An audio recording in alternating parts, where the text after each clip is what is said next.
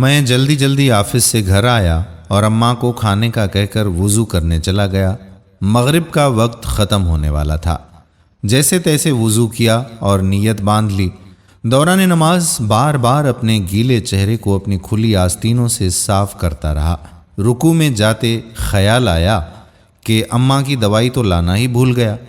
اوہ، واپسی پر بچوں کی فیس کے لیے پیسے بھی ATM سے نکالنے تھے۔ پھر سجدہ کیا تو وہاں بھی گھریلو ذمہ داریاں ایک ایک کر کے یاد آنے لگیں۔ تھکاوٹ کی وجہ سے نماز میں نیند کے جھٹکے آنے لگے۔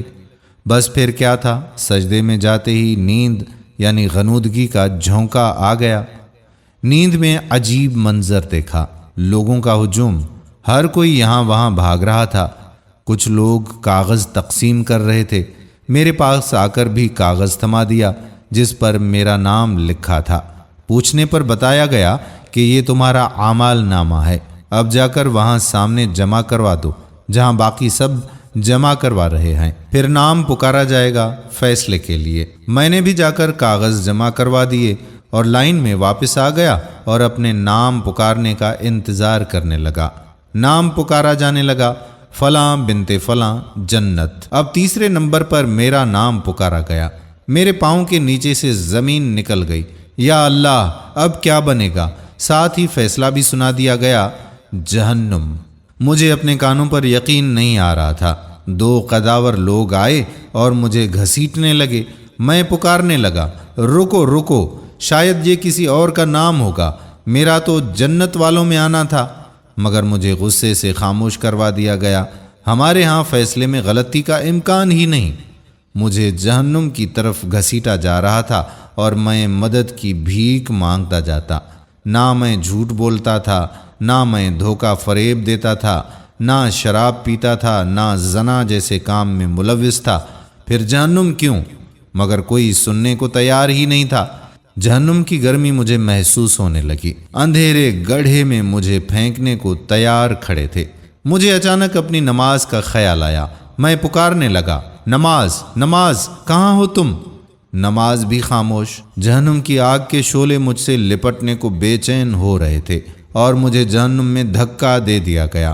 مجھے جیسے ہی دھکا دیا، ایک سفید بزرگ نے فوراً میرا ہاتھ تھام لیا اور مجھے جہنم سے باہر کھینچتے ہوئے باہر نکالا۔ میں ڈر سے کانپ رہا تھا۔ پوچھنے لگا، آپ کون ہیں اور مجھے کیوں بچایا؟ کہنے لگے، میں تمہاری نماز ہوں۔ میں غصے سے چلایا، اب آ رہے ہو جب میں جہنم میں ڈالنے جا رہا تھا؟ اگر عین وقت پر تم نہ آتے تو میں تو چلا گیا تھا جہنم میں، پہلے نہیں آ سکتے تھے تم؟ بزرگ کہنے لگے، جیسے تم مجھے تاخیر سے پڑھتے تھے، کبھی وقت پر نہیں پڑھا، ویسے ہی میں بھی تاخیر سے آیا ہوں۔ کبھی تم نے مجھے وقت پر پڑھا ہی نہیں تو میں وقت پر کیسے آتا؟ میری اکھڑی اکھڑی سانس اب قدرے بحال ہونے لگی۔ میری ماں نے آ کر مجھے سجدے میں ہلایا تو میری آنکھ کھلی۔ بیٹا، خیر ہے؟ تم نماز پکار رہے تھے سجدے میں؟ میں حیرت سے خود کو ٹٹولنے لگا کہ میں زندہ ہوں، پسینے سے شرابور۔ ماں کے ہاتھوں کو چومنے لگا، اللہ کا شکر ادا کرنے لگا جیسے دوبارہ نئی زندگی ملی ہو مجھے، اور میں نے پختہ ارادہ کیا کہ آئندہ نماز میں کبھی سستی نہیں کروں گا۔ اب میں جہاں کہیں بھی جاتا ہوں تو وہاں بھی نماز کی فکر رہتی ہے۔ کان ہر وقت اذان سننے کو تیار رہتے ہیں۔ اب میں لیٹ نہیں ہونا چاہتا نماز میں۔ دوستو، چاہے ہم دنیا کے کسی بھی کونے میں کیوں نہ ہوں، کتنے ہی مصروف کیوں نہ ہوں، بس نماز اپنے وقت پر ادا کرنا نہ بھولنا۔ اللہ تعالی ہمیں 5 وقت کی نماز جماعت کے ساتھ ادا کرنے کی توفیق عطا فرمائے۔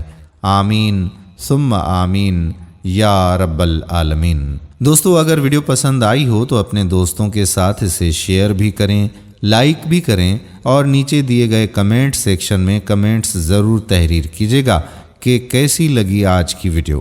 آنے والی ویڈیو تک اپنے میزبان قادر بخش کلہوڑو کو اجازت دیجیے۔ اللہ حافظ۔